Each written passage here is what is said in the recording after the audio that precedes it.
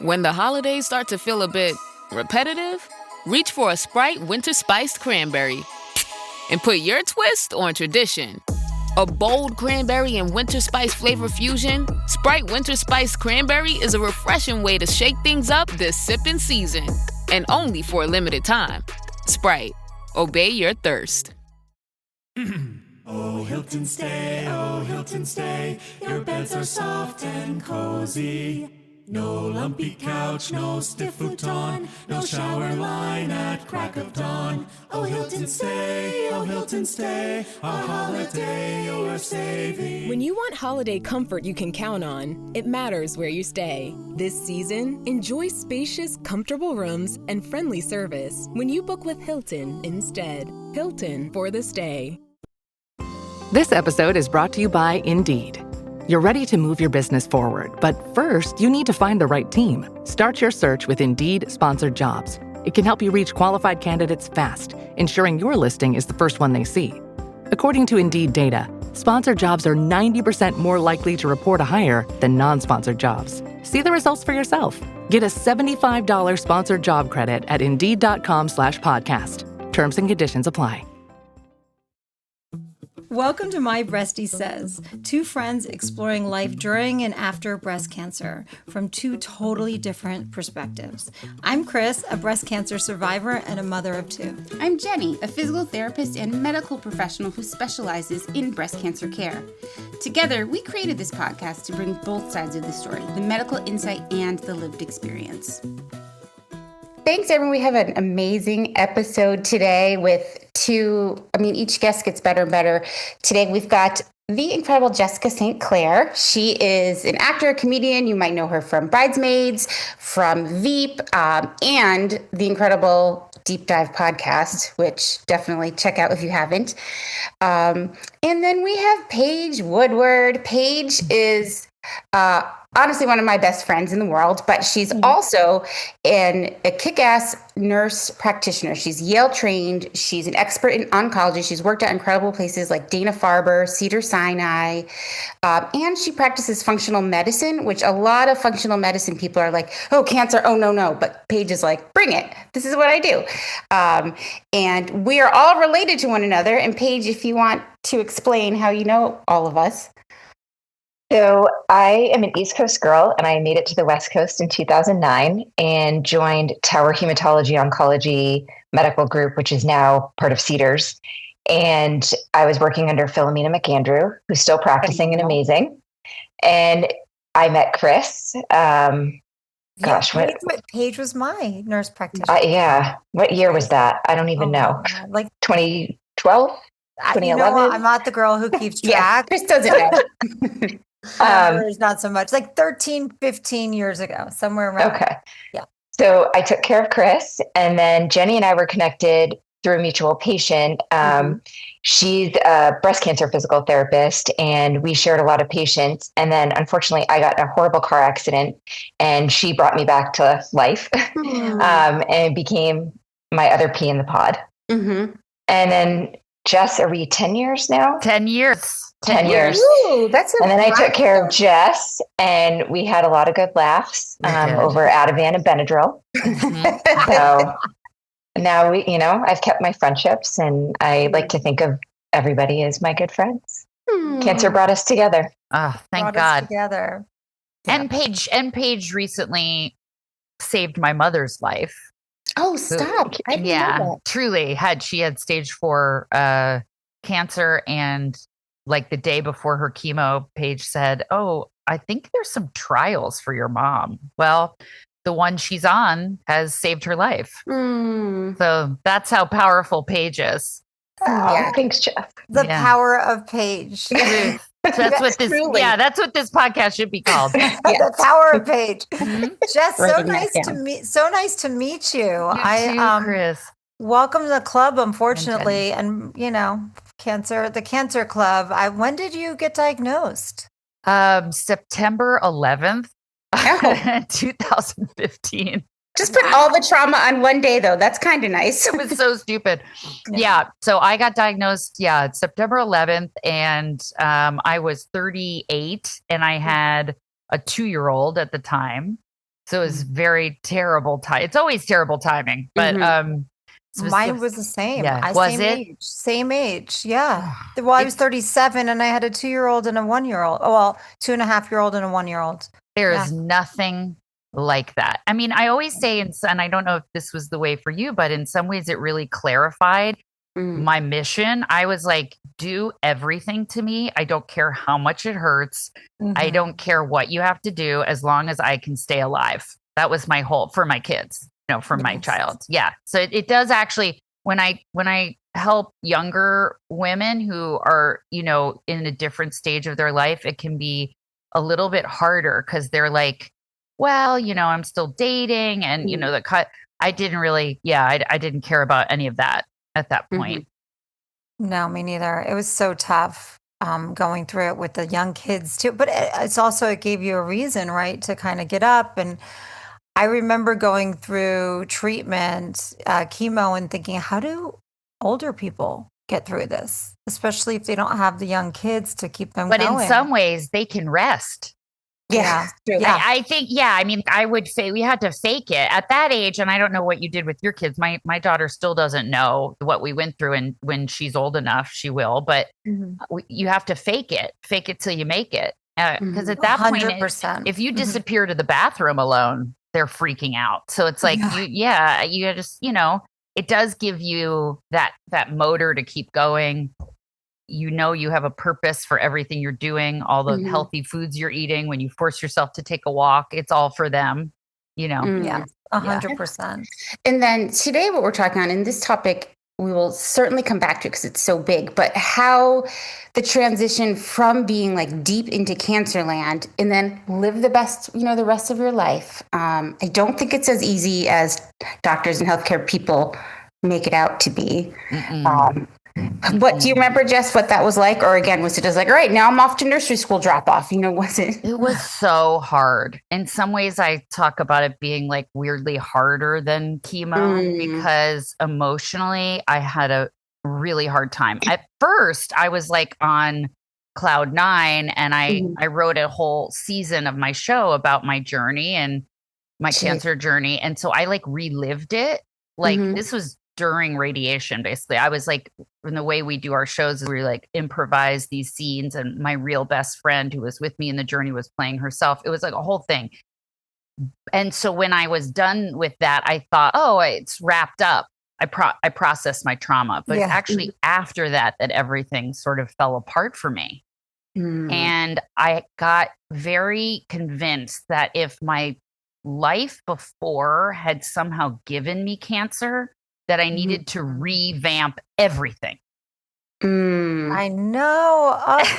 And then speaking with like Paige being here, you feel when you're in that cocoon and you're finally accepting of, okay, I'm talking about like chemo and the treatments, and you have people like Paige and Jenni taking care of you and checking in on you every day, and you're in the chair and all these things. And then all of a sudden you're not. And you're like, holy shit, wait, where's my nurses? Where's my, am I doing things right? Do I need a test? Do I need to get my blood work done? Yeah. I have a question for you too. I never had cancer. I've also never had a baby, but you hear new moms say like, wait, they're just sending me home with this child to keep alive. Is it similar? Like, and now I'm supposed to keep myself alive without, Well, it's similar, but like there are lots of people who have babies that you can reach out to and connect to. And there are very, and obviously, unfortunately, there are more and more young women, but you're very alone. So like, I remember feeling very isolated because like, my other girlfriends were having second babies and talking about kitchen backsplashes. And I was like, oh, I want to burn my house down. I didn't want to be in my house. I like ripped out all the cabinets, I couldn't move. I was desperate to move. I really caused a lot of damage to my marriage because I was angry and I had to put it somewhere. And it took a couples therapist actually to say, do you think possibly you're dealing with PTSD?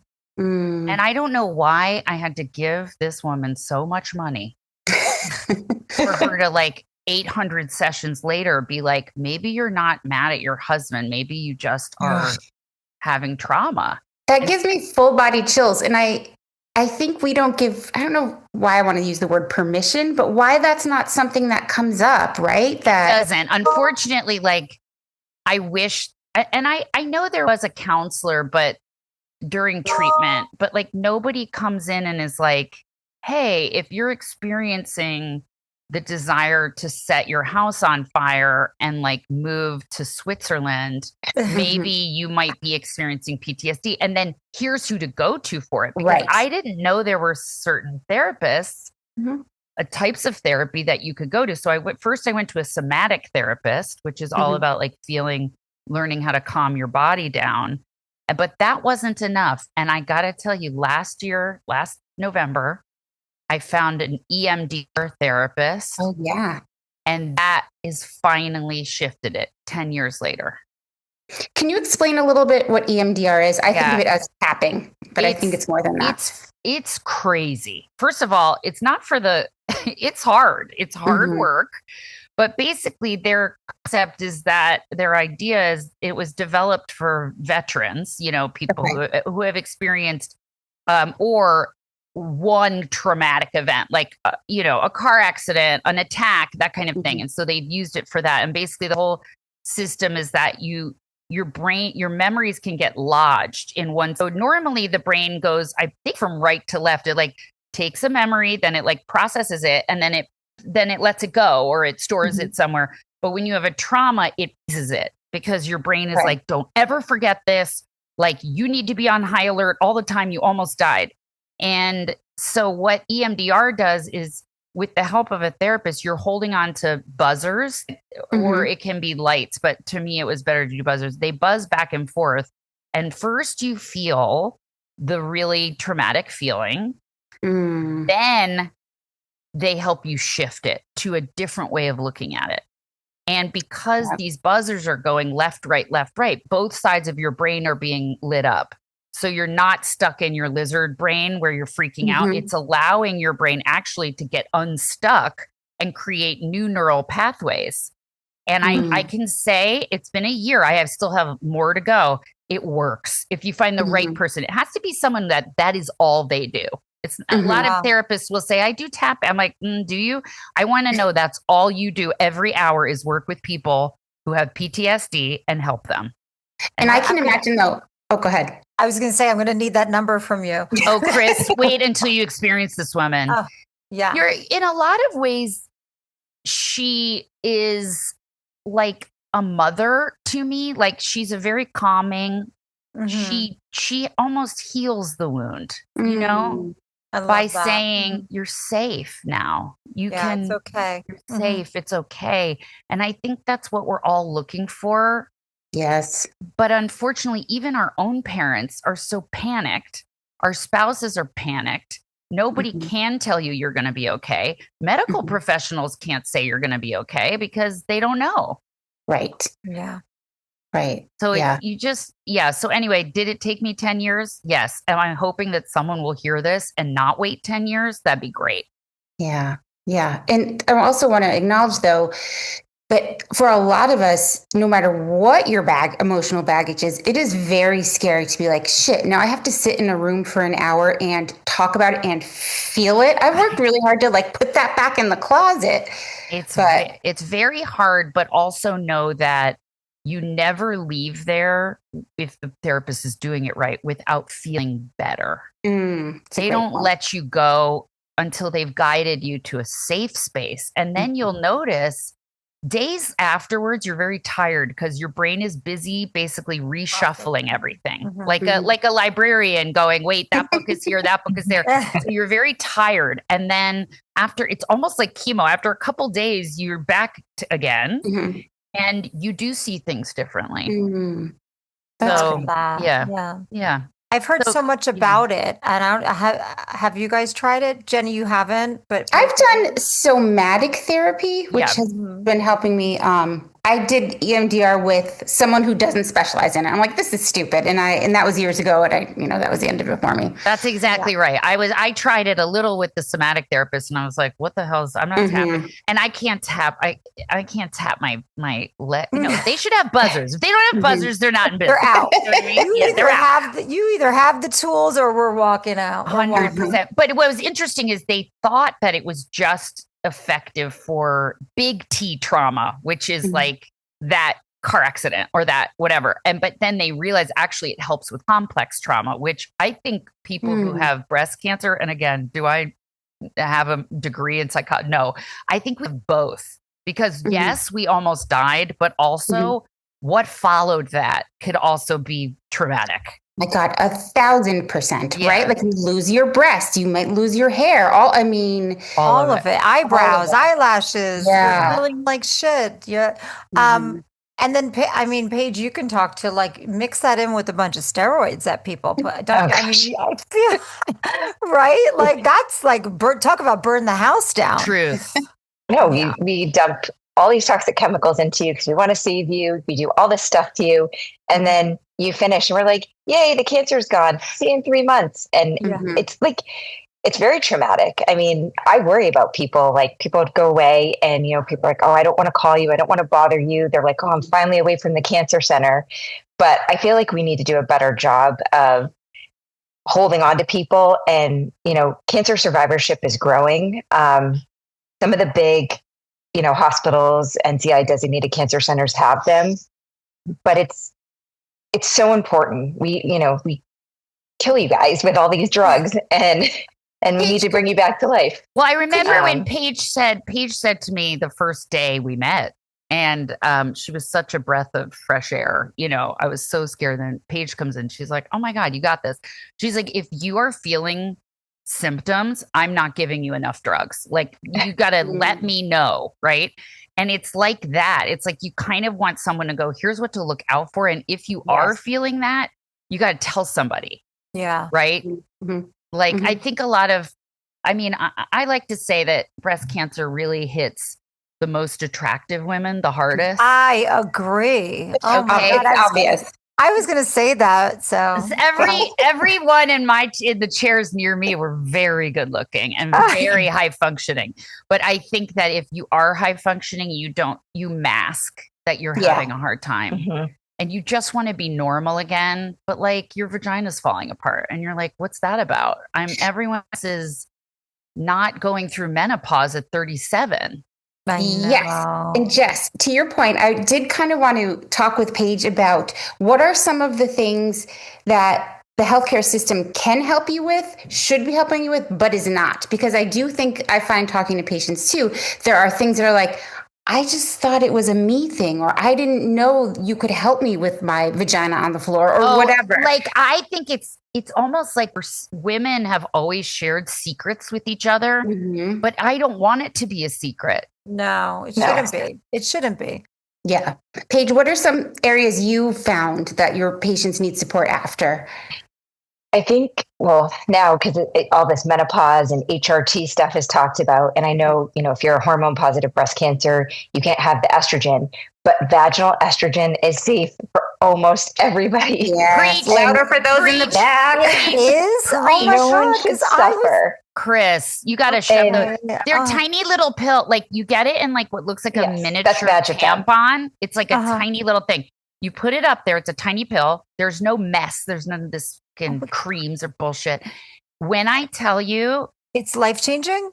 Oh, no. Yes. It brings back your 16-year-old vagina. Oh, suddenly it's alive again. What? I'm so happy about this podcast for this reason alone. That and Paige, then I want you to talk again because you actually have the degree. But there's another thing. So like the entrance to your vagina, like the cervix, that's not your cervix. The like ring, right? Right at the top. That gets the clitoris. Yes. No, you mean like the vulva entry, actual opening. I'm from Jersey. I was going to be like the clit. Exactly. I'm from Jersey too, Chris, which is why like I don't understand anything that's going on up there. But like whatever the entrance of can be the thing that hurts, right? When you try to have sex. And there's a gel that's like a little bit of testosterone, like 0.01 testosterone, and then maybe it's a little estrogen as well. It doesn't get into your bloodstream, but you put that around the entrance of it, and that brings that tissue back to life. What's does it lift our faces too? And honestly, you're yes, not so estrogen angry is your all friend. the time. Estrogen is your friend. I know, but so wait, let me ask Paige. I have a question. Who do we go to get this? Is it the OB? Is it a great our question. oncologist? Because I have gone to Philomena, was my doctor, and I went to her about hormone replacement. She's like, no, your cancer was really aggressive. I don't think you should. So who do we go to for something like this? So your oncologist certainly can give it to you. And She'll I know that give you she the pill. is pro vaginal estrogen. I prescribe the pill a lot because it's less messy, but some people prefer the cream. Whatever your thing is, get it. And the reason your vagina feels like it's going to, it's falling apart and broken is because estrogen keeps everything, well moisturized and happy. Yep. And, and then we take that, all away from you because we do all the estrogen blocking. We probably put you in menopause early. So your oncologist, a lot of people are still skittish and scared, but there are so many articles, like research articles that are published and have been published continually stating their safety. And I think it's the American Urological Society put out a new guideline saying that basically vaginal estrogen is safe for almost everybody. It's in the Menopause Society guidelines.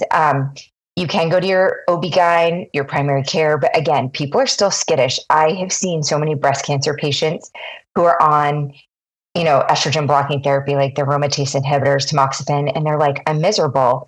And I'm like, you can have vaginal estrogen. They're like, what? And they're scared. They're like, no, people said it's not safe. I'm like, okay. And then we sit and go through all the articles. If Philomena says it's safe, it's safe. Yes, it's safe. And she's been doing it for years. I even made her like a psycho. I made her test blood to make sure it wasn't getting in there. And there wasn't any. Oh, wow. It's such a small amount because it's so locally absorbed. It's not like systemic, if you took estrogen replacement, it's take a pill, it goes going everywhere. Right. Everywhere. Right.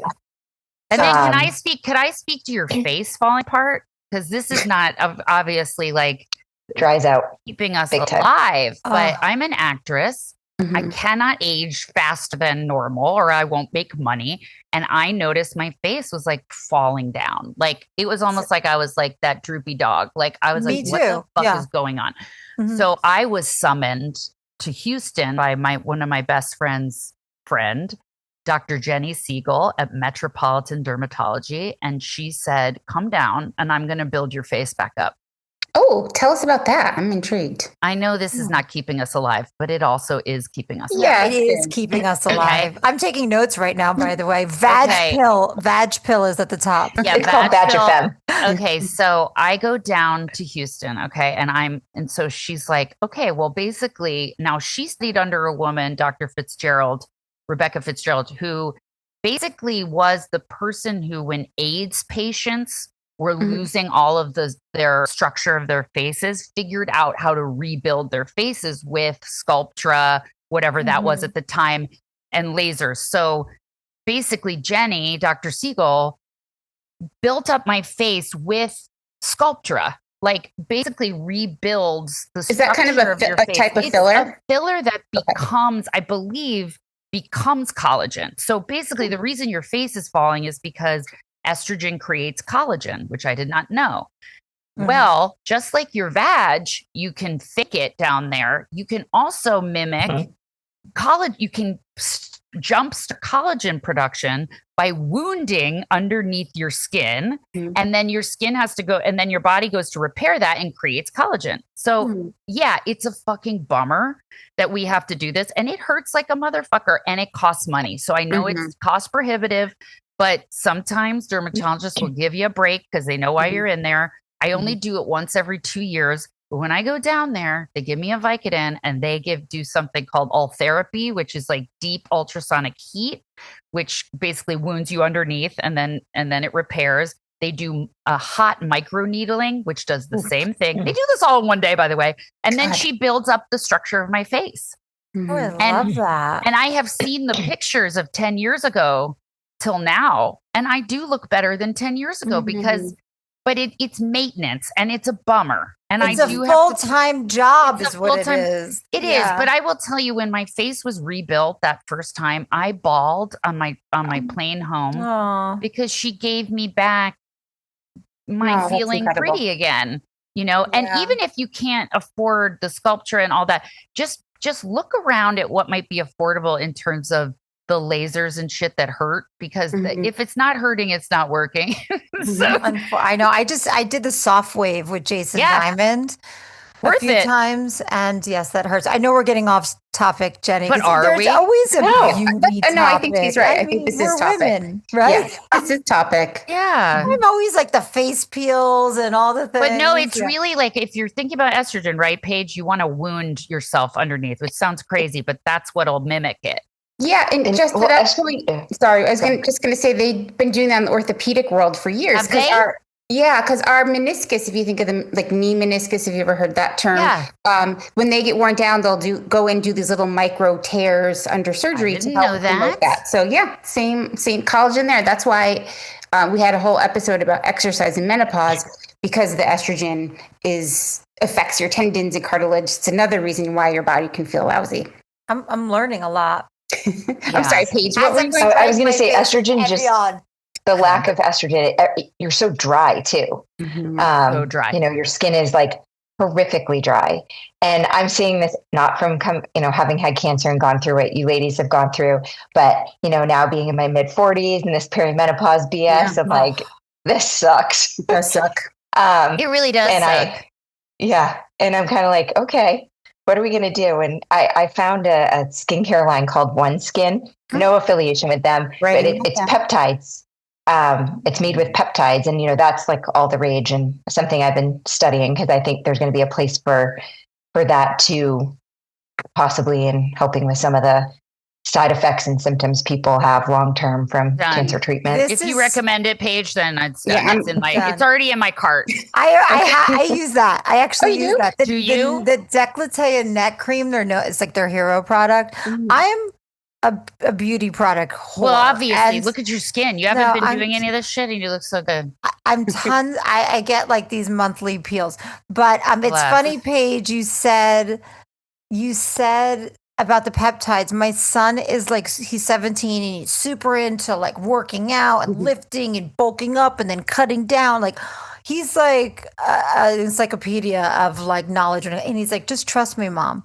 He's like, the medical is going to be giving peptides for certain, like they're going to be prescribing this soon. He just said this to me last night, because he's like, you should get on this for hormones but not just for mood, because I want to kill everybody in my house right now, because I am menopausal. And I thought I was over it, and it's back. That's another thing I'm going to say. Menopause, I didn't understand what it was doing to me mentally.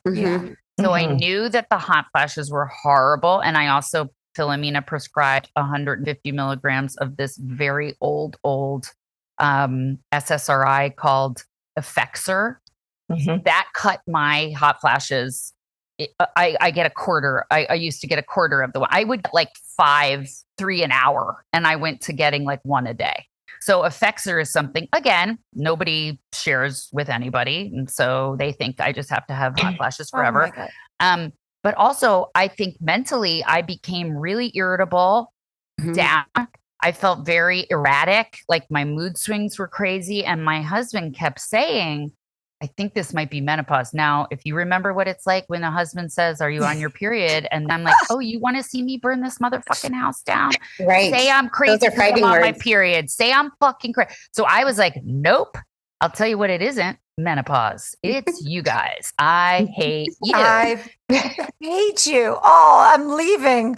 Yeah. Like maybe if you guys weren't assholes, then I wouldn't have to yell at everybody, but I do think if you're thrown into menopause overnight, you also need to understand you might be losing your mind for that reason. No one prepares you for that.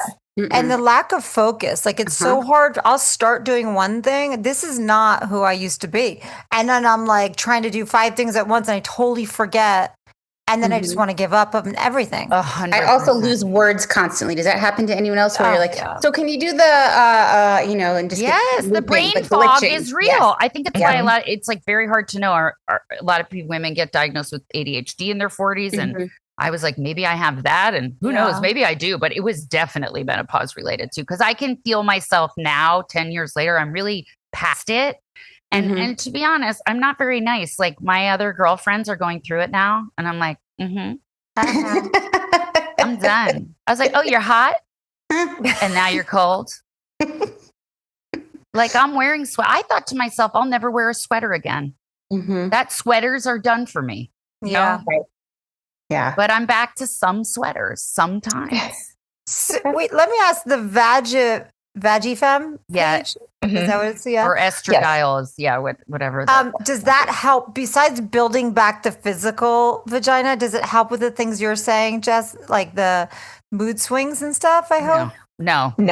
It doesn't get in your bloodstream. It's just down there. The mood swings, you're kind of fucked. I would say though, like probably SSRIs, that kind of stuff. I'm on a mood stabilizer called Lamictal that helps me. Like I don't go up to a 10. I'm at a 6 to a 3, you know, and that's really been helpful. I think finding a psychiatrist who's probably a woman who's dealt with this could be really helpful. Like I just feel like hit it on all sides because you deserve it. You need a lot of support going through all this. Yes. It's because your hormones have gone completely out of whack with cancer and us blocking everything. And, you know, for people who haven't had cancer that can have HRT, they get progesterone, which is like your mood calming hormone, and they can get testosterone and they can get all this stuff. And, you know, I think it sucks for estrogen positive breast cancer survivors who have had a very aggressive cancer that can't benefit from that because it just sucks, you know, but they're coming out with more and more medication that's like not SSRIs that help with hot flashes. Veoza is one of them that got approved. There's a new one and I forget the name of it right now, but they're working on stuff. I didn't know that. That is awesome. That is awesome. And they've done trials with them and, you know, they're looking at different things. And you know, my biggest thing for anybody is exercise, nutrition. But yes, mental health is such a huge piece too. Can you talk a little bit about nutrition? Because I think I've heard lots of women say again, like, I don't want this cancer to come back. What can I do? And can become really overwhelmed, scared, obsessive. What's your like quick take? So, you know, people are like, oh, I should never eat meat again. I should be a vegan. I should do. And I think it's eating, you know, as many whole foods as possible, a balanced diet. I'm a big fan of protein and like quality protein, not like processed from like a protein bar. And, you know, if you want to have a steak or a burger, go for it. You know, so I'm a big fan of just getting all your protein, your veggies. You can eat your carbs. I mean, everybody's seen all this stuff about alcohol. There's a lot of data now showing that, you know, any little bit of alcohol can really increase your risk of cancer, 9 different types, but especially breast cancer. But, you know, is it going to kill you to have a glass of wine here or there or a cocktail? No. You have to live. Could I suggest something else that I've gotten involved in? Sure. A CANN beverage is the delicious thing you will ever drink. What is that? It has 2 milligrams of THC. Ooh, nice. It is the chill out of a glass of wine with 0 hangover.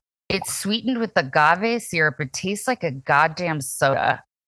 And it is like the best thing you've ever drunk. And it made me feel so much better because I was like, every time I had a glass of wine, even if it was once every 2 weeks, it's not fun to drink it and go, is it killing me? Yeah. It's not, but I couldn't enjoy myself. So I was like, I got to tell you, you were the first person to give me a marijuana prescription back in the day, Paige. I mean, we had to write them with the gold plate on them. Yes. I was like, I say to people who are going through cancer, I'm like, don't be conscious of this. Do you want to remember this? No. Right. Be high as much as you possibly can. When you're not with your children, you're high. If you're not working, you're high. Don't be aware of this. Well, I love that you mentioned that. You're a wealth of knowledge, by the way, for me. I can't imagine our listeners, but when I was going through chemo, you're so fucking sick and tired and all the things that, like, I remember, Paige, you giving me a prescription, and I was like, I went down to like Buds and Roses to fill it up, and I was like, what kind? And I just felt, first of all, I didn't want to smoke anything because just because you're like, oh, to get up and like go outside and smoke a freaking joint. And then the edibles, I was just like, am I going to get nauseous? I don't know. This canned beverage, I'm going to try that too. It is, guys. I'm going to put it on my vagina as well. Why not? No? Honestly, though, like, I also feel like in these days, in these hard days of life, I don't care what you've been through, it's hard to relax and like be in the mood to like do anything fun. And so it's like, to then say, oh, and guess what? You can't have any mind altering substances ever. I'm like, fuck you. You know, I don't take it all away. I'm really of the mindset, like, we can find a fix for almost everything. We just have to search for it. We have to have people like Paige who are like giving us the information. I always send patients who come to me to Paige, and I say, there's so many supplements we can take while we're going through. Afterwards, I'm going to book after this, book a session with you, Paige, because I feel like I know I'm depleted on some vitamins and stuff.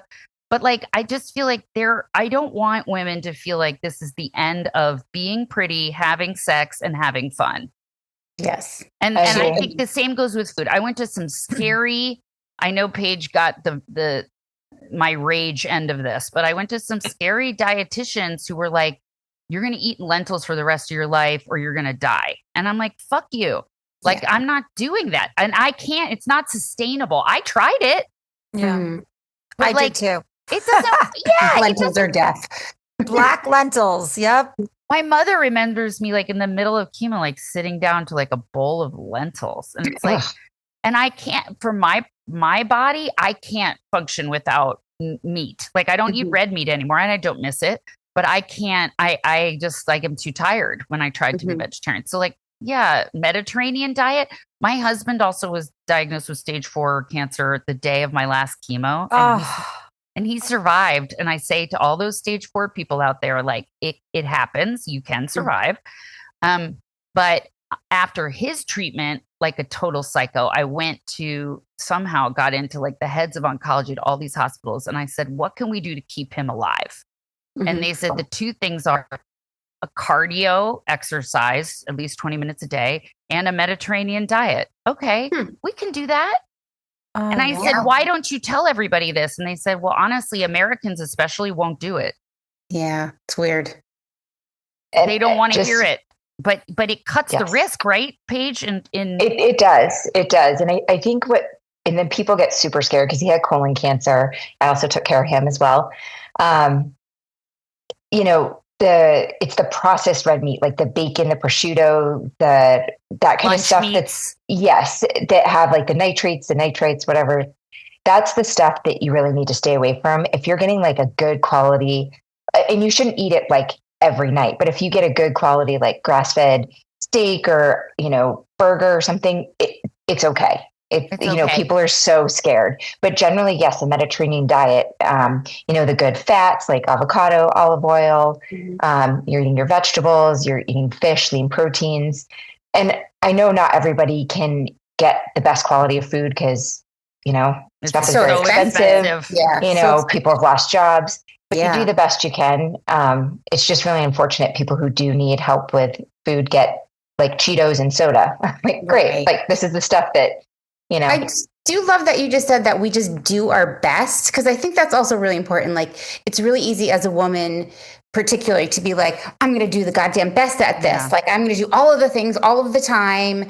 And I think it's nice to like share that grit. Like, Chris and I talk a lot about grit and grace, and the idea that like, cut yourself some slack. Like, things are expensive. We don't have all the time in the world. Do your best. And that's all you can ask for. Yeah, there are going to be weeks where it's too busy. Like last week, I couldn't work out. Okay.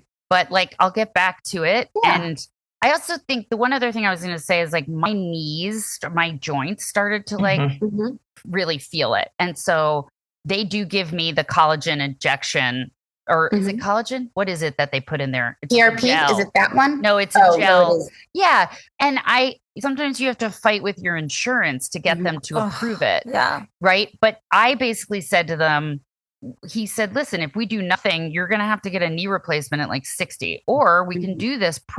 I am almost like, let's do it proactively. Because you can't make collagen out of nothing. You can't help tissue out of nothing, really. So like, let's get ahead of it. And that's excellent. Yeah. Yeah.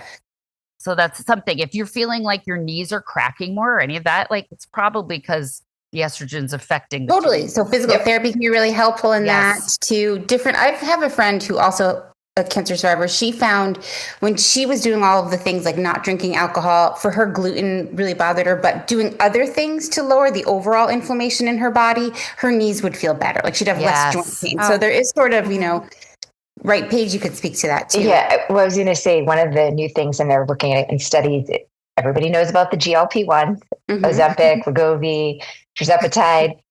There's phenomenal data coming out, not just for weight loss. And I know there's not studies and saying a lot of people are microdosing them, meaning what that means is they're taking a half the dose of the starting dose. So tirzepatide is 2.5 milligrams. They're taking 1 milligram a week or something, but they've seen such a reduction in inflammation, cognitive, it's helped with cognitive abilities. They're seeing lower risk of dementia.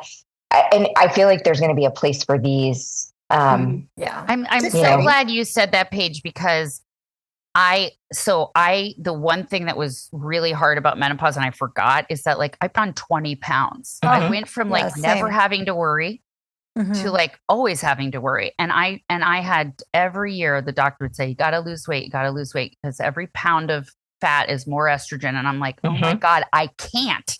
And I tried everything. And I was starving all the time. So finally, two years ago, a year and a half ago, I said, Philomena said, have you ever tried the GLPs? Why don't you just try that, microdose it? It took 10 pounds off, which was enough. And I cannot tell you the mental load it took off me. Because it feels like you're failing somehow. And I'm like, oh, okay, why? And of course, when Ozempic first came out and everybody was upset and rightly so that it was there wasn't enough and diabetics were not getting but we're at a point now where hopefully you can try to get it in some affordable way. My neighbor just got it. I don't know what place, but she got it for half off. But it feels like such a load off me. Because I don't feel bad. I'm not afraid of my weight. And also I feel better. I can work out easier. My joints have less weight on them, The more lean we are, the less chance of reoccurrence. Correct. Too. So for that, I can speak to myself and my friends, 51 years old over here, and you're working harder and you still have that 10 pounds on you. And it doesn't matter how hard you're in the gym, doing the classes, doing the weights, you still got that 10 pounds. So I'm a fan as well. Yeah. Is it the easy way? That's so crazy. I'm so tired of women doing it the hard way and blaming themselves, right? Yeah. Oh God, if I didn't have this. No, you didn't do it to yourself. Men don't go into menopause like this. Right. It doesn't happen to them. I mean, we give birth. Isn't that hard enough? Can't we take the easy path once in a fucking while? Jesus. Thank you. Okay. But it isn't necessarily just the easy path, because you still have to work out and maintain your muscle, because those drugs can cause you to lose quite a bit of muscle, and muscle is your friend. It's going to support your bones, going to help your joints, keep your metabolism. But no, I think we're going to see more of that. And I know that they're working on trying to lower the prices, because, they're making guidelines very hard to get them with insurance. You have to be very obese. You have to have documentation that you've done all these things. But, they're starting to lower the prices and make these more available. And there are some compounding pharmacies that will make them as well, but you have to find a really good, legit quality place to do that. You'll see a lot on the internet. People are selling, you can buy vials and mix them yourself. And I'm like, no, you should be doing chemistry at home. Yeah. But something to ask is sometimes your physician will have samples. And you're like, can I get some samples? Like the first year I was on it, I just would show up and he would say like people are dropping off like boatloads of this stuff to doctors to recommend. He'd go, I have more than I need. Take it. Okay. But if you don't ask, you don't get from New Jersey. You wouldn't know. I mean, maybe. Or like I also did a treatment on my vagina. Now I don't know how much it helped. I haven't done it in a long time, basically because I forgot, but something called the Mona Lisa, which is like I laser. heard about that, yeah. But my OBGYN was so lovely. She was like, I'm just going to charge you what it costs to turn the machine on. Like, don't be afraid to ask for a discount. We've been through too much. Use that big C card. Like, Yep. That is the worst the that could Jersey happen? way. That's the Jersey way right there. Yeah. My husband's from LA and it horrifies them. He like that. And I'm like, but now he's kind of meeting me in the middle. What's the worst thing they can say? No. Yeah. Big deal. Big deal. Yeah. And one last thing, I know Ozempic comes in a pre-filled pen and, but you can adjust the pen. So if you're doing a microdose, like you could buy that, with cash, but it might last you instead of like, I think it's got 4 doses in it, which is like your normal weekly injection. You can make it last for 8 weeks. That's what I do. Yes. Yeah. Yeah. So, and it was enough. It was enough to shift. If you really want to drop like 50 pounds, you got to crank it up, but see what the lowest dose will give you. Well, some people are abusing it. We've all seen the people with the Skeletor faces and the thing. And those are probably, to your point, Paige, the people who aren't working out and eating, the protein shakes and the protein meals and all the things. I'm really bad with that, with eating enough protein, but I'm hard. trying. We'll have to do a whole episode on how to get protein because it is hard. That is not enough meals in the day. Or lifting weights. That's a hard one for me. No, I'm a class girl. I'm more of a class girl.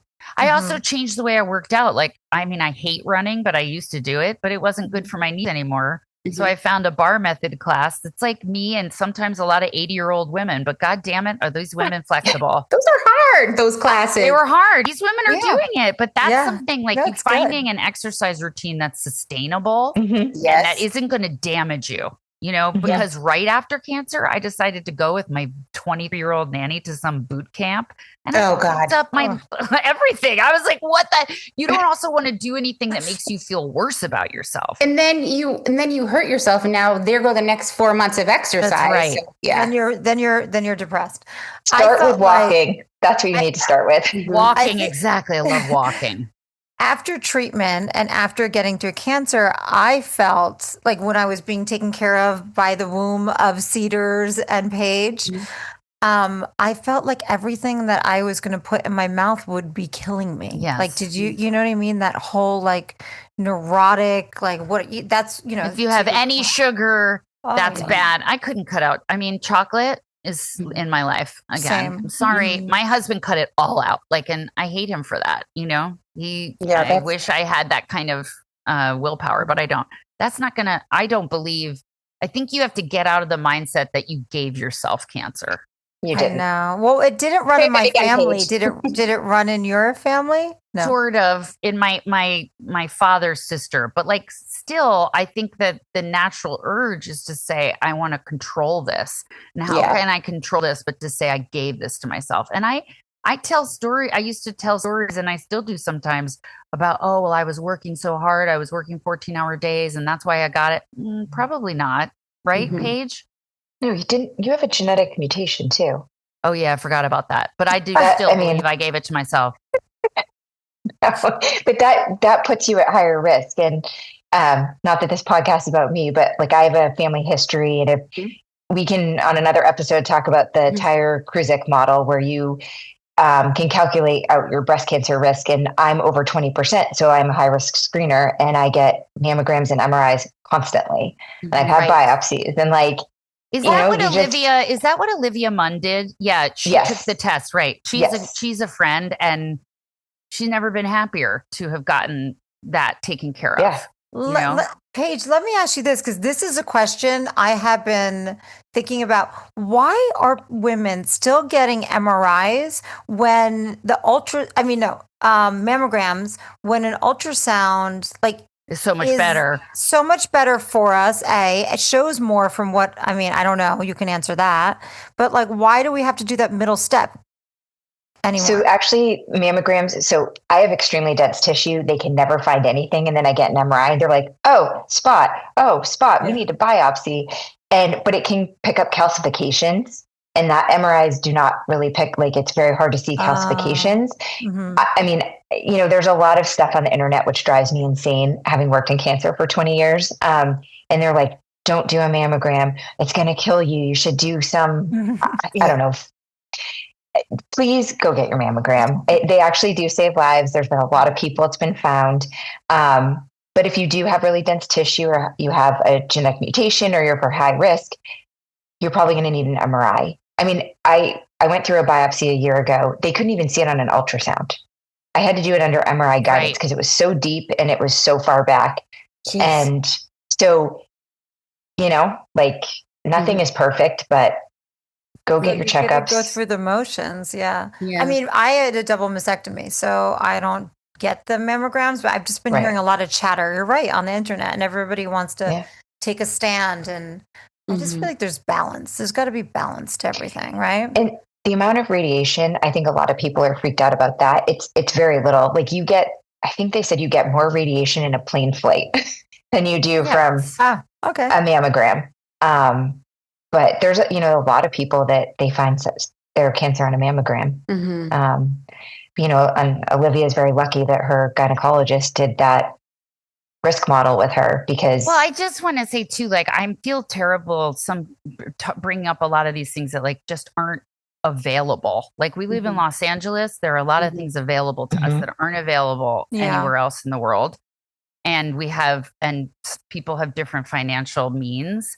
So, but I will say the one thing is that sometimes you have to ask 10 times before they do it. Yeah.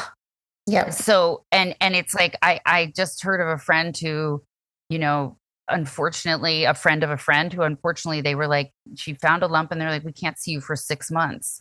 Ugh. That's not okay. But okay, if that place won't do it, go somewhere else.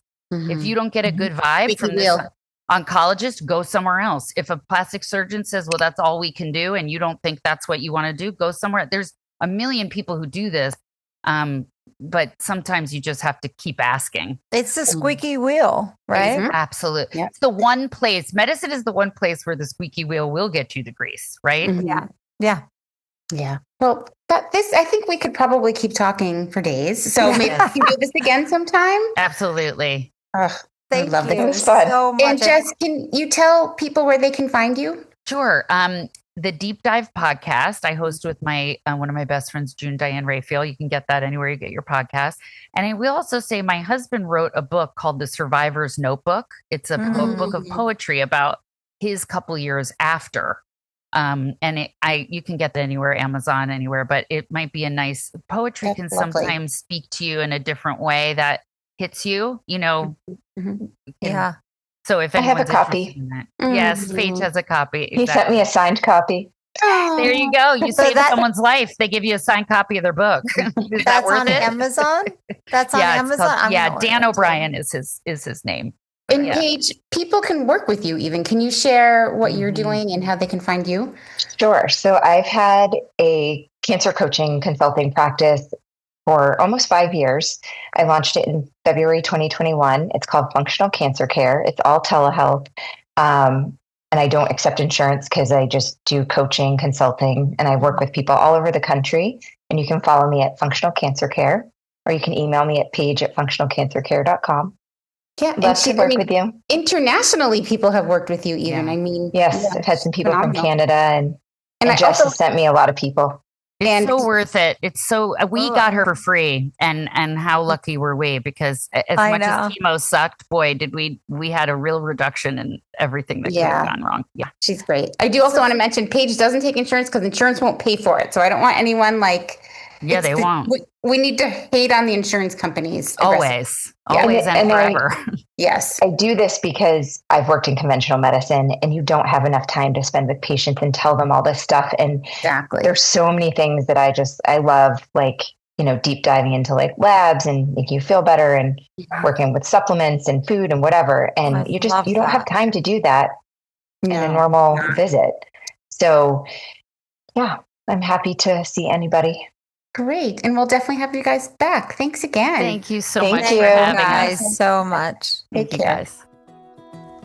Thank you for joining us today on My Breastie Says. Please don't forget to subscribe, like, and share this with a breastie who needs it. You can find us on Apple Podcasts, Spotify, or wherever you get your podcasts. Please don't forget to support our sponsors. We donate a portion of proceeds to charities supporting cancer patients in need. And we welcome questions and or topic suggestions. So please submit at mybreastiesays.com. The conversations on My Breastie Says are based on personal experiences and professional insight, but they are not intended to replace your medical advice. Always consult your doctor or licensed healthcare provider for medical guidance specific to your situation. We're here to support, not prescribe. See you next time. Bye.